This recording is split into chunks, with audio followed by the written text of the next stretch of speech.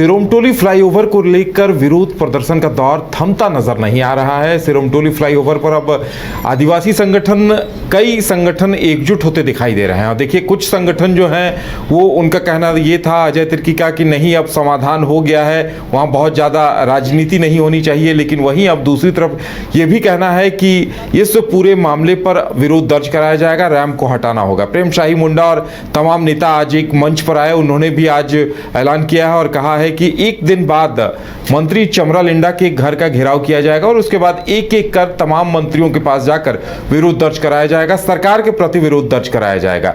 हमारे साथ ज्यादा जानकारी के लिए संवाददाता अमित हैं। अमित, क्या कुछ रणनीति बनाई गई? प्रेम शाही मुंडा और बाकी नेताओं ने आज क्या कुछ कहा? जी बिल्कुल उदय, बता दें कि जिस प्रकार से इस सरना स्थल के समीप जो रैंप है उसको लेकर के विवाद पिछले 2-3 महीने से चल रहा है। और ऐसे में तमाम आदिवासी संगठन के लोग अब 12 अप्रैल को, यानी कि शनिवार को दिन, अब मंत्री चमरा लिंडा का आवास घेरने की बात कर रहे हैं। और इसमें सबसे अहम बात यह है कि गीता शिवराव इसका प्रतिनिधित्व कर रही हैं। अब भारत आदिवासी पार्टी, यानी कि उसके जो प्रदेश अध्यक्ष हैं प्रेम शाही मुंडा और साथ में जो केंद्रीय सचिव हैं प्रभाकर तिर्की, ये लोग इसमें कहीं ना कहीं अब जो है अपना सपोर्ट जो है इनको देने के लिए तैयार हो गए। यानी कि उनका साफ तौर पे कहना है जो भी आदिवासी समाज के लिए बेहतर होगा वो कार्य हम करेंगे और उनके साथ रहेंगे। तो कहीं ना कहीं ये सिरोमटोली फ्लाईओवर का जो मामला है अब तूल पकड़ता हुआ साफ तौर पर नजर आ रहा है। और ऐसे में प्रेम शाही मुंडा और साथ में उनके प्रभाकर तिर्की, उनकी पार्टी के तमाम जो नेता हैं वो लोग भी आज साफ तौर से कह रहे हैं कि हम इसमें बढ़ चढ़ के हिस्सा लेंगे और मंत्री आवास के घेराव में कहीं ना कहीं वहाँ साथ में रहेंगे।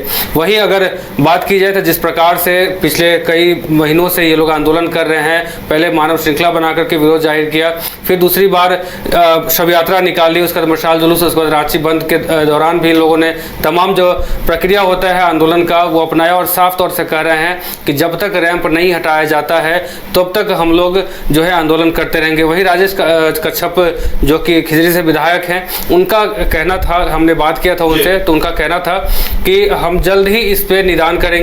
और उनका यह भी कहना है कि अचानक से अगर किसी चीज़ को लेकर के विरोध अगर जाहिर हो जाता है तो फिर वो चीज़ अचानक उसका सॉल्यूशन नहीं निकल सकता है। यानी कि उनका कहने का साफ तौर था, मतलब ये था कि जिस टाइम वो सिरोमटोली फ्लाईओवर का जो रैंप बन रहा था उससे पहले अगर आप लोग बताते, विरोध करते, तो हम लोग कहीं ना कहीं इस पर कुछ सॉल्यूशन इसका निकलता। लेकिन अब बन चुका है और ऐसे में ये सभी चीज़ें जो हैं कहीं ना कहीं प्रभावित होंगी।